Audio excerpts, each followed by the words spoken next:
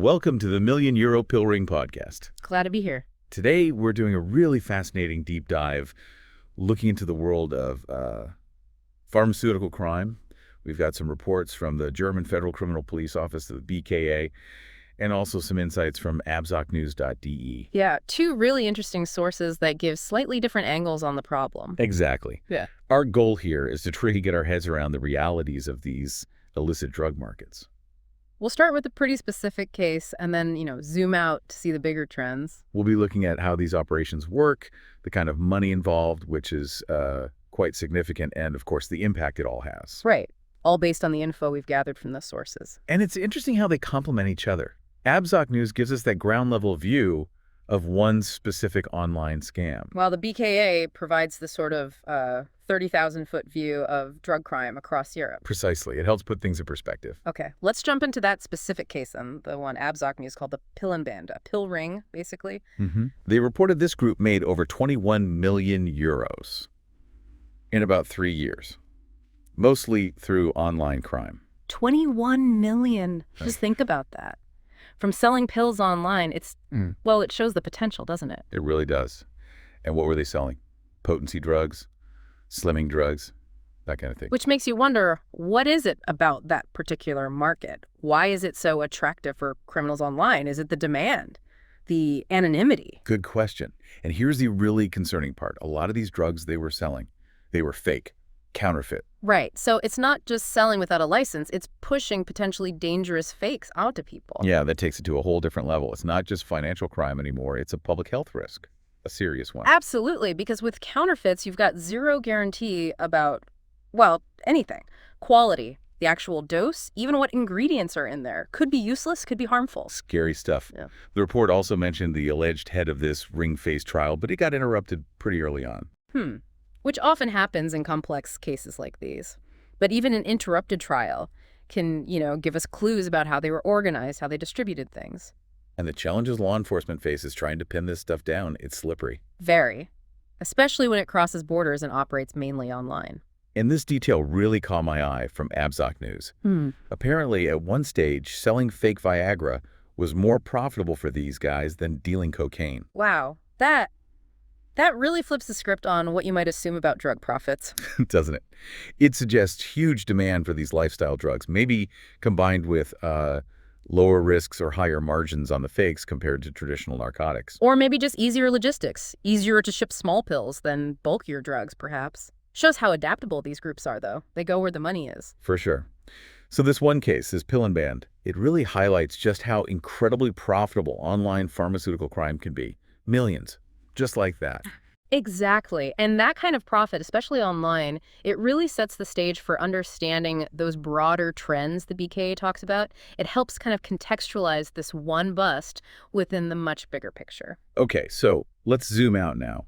What are the big takeaways from the BKA reports about drug crime in Europe overall? Well, first off, the sheer scale is mind-boggling. The BKA suggests criminal groups in Europe generate something like 140 billion euros a year. Billion, with a B. With a B, 140 billion euros annually? I mean, that's like the GDP of a decent-sized country. That's almost hard to comprehend. It's a massive shadow economy. It really is. And get this, Europol says more than half of the most threatening criminal networks they track are involved in drug trafficking. Over half. Yep. So drugs are clearly, a core business for major organized crime in Europe. Which obviously explains why fighting it is such a huge priority for police forces everywhere. It has to be. The BKA reports really stress the impact on public safety, obviously, but also public health, the strain on the justice system. Yeah. It affects everything. And it's not just the drugs themselves, is it?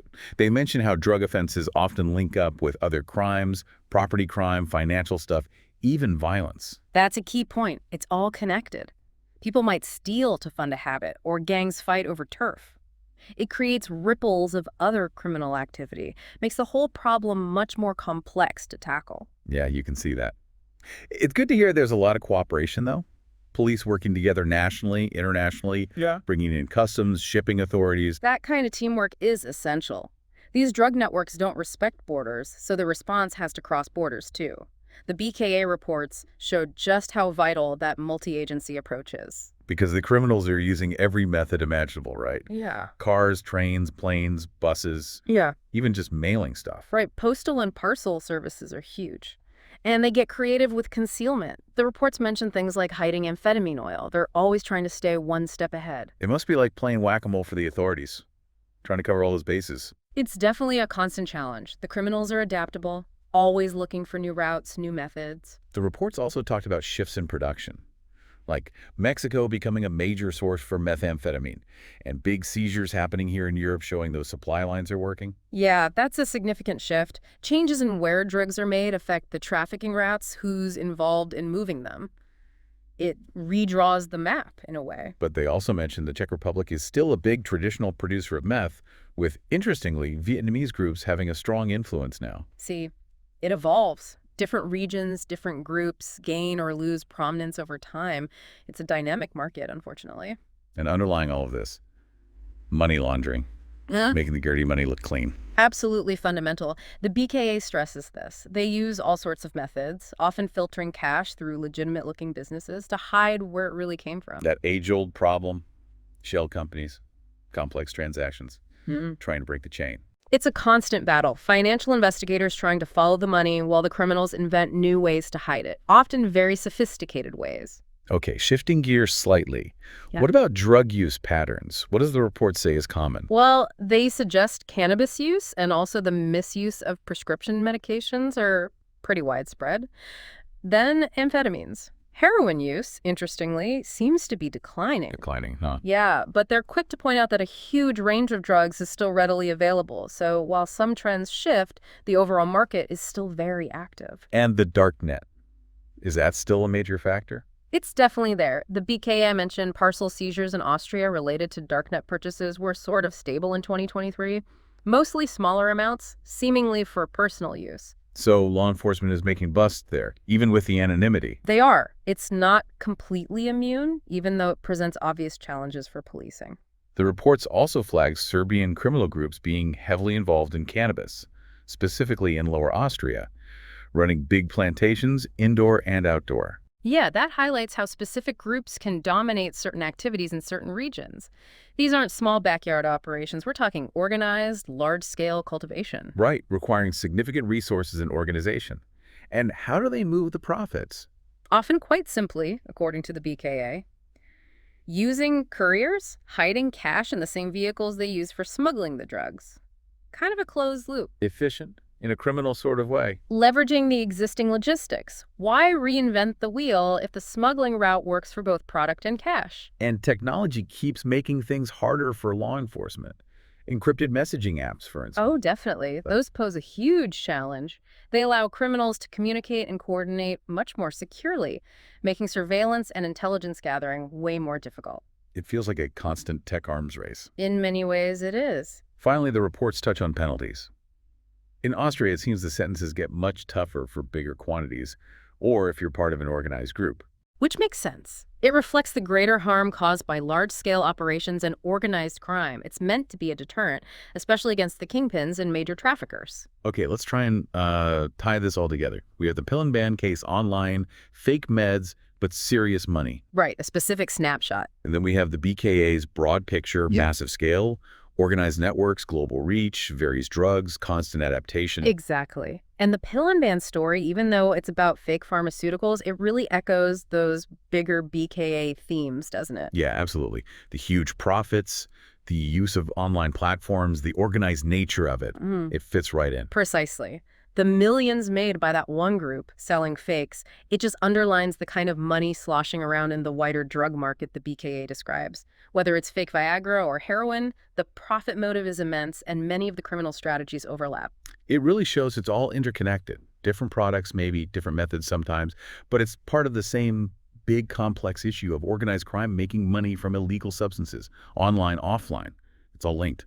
You got it. The online pill scam is just one visible part of this much larger, more complex machine. International trafficking, money laundering, adapting to police pressure.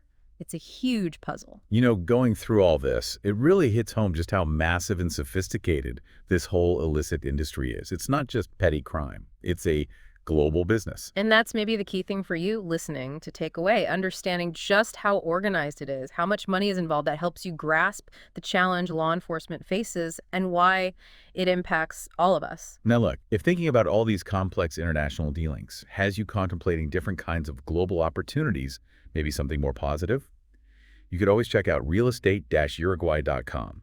Explore some legitimate property options in a beautiful part of the world. A definite change of scenery from illicit markets. Always good to look at positive ventures. So wrapping this up, what have we learned?